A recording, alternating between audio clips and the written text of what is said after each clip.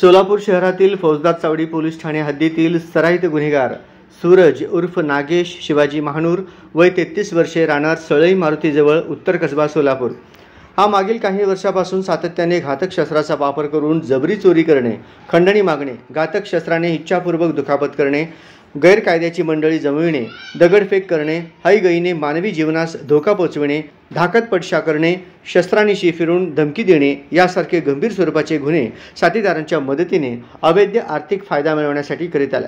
त्याच्या विरुद्ध अशा प्रकारे गंभीर स्वरूपाचे एकूण 4 गुन्हे सोलापूर शहरात दाखल आहेत। त्याच्या या गुन्हेगारी कृत्यामुळे सोलापूर शहरातील नागरिकांचे दैनंदिन जीवन विस्कळीत होऊन सार्वजनिक सुव्यवस्थेस बाधा निर्माण झाली आहे। सूरज उर्फ नागेश महानूर याच्या गुन्हेगारी कृत्यामुळे त्याची सोलापूर शहरातील व्यापारी व सामान्य नागरिकांमध्ये दहशत असून त्याच्या विरुद्ध सामान्य नागरिक उघडपणे पोलिसांना माहिती देत नाहीत।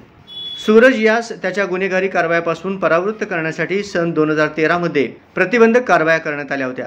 त्यानंतरही सूरज उर्फ नागेश याच्या वर्तनात कोणताच बदल झाला नाही आणि त्याने सार्वजनिक सुव्यवस्थेस बाधा होईल अशी वरीलप्रमाणे गुन्हेगारी कृत्ये चालूच ठेवली।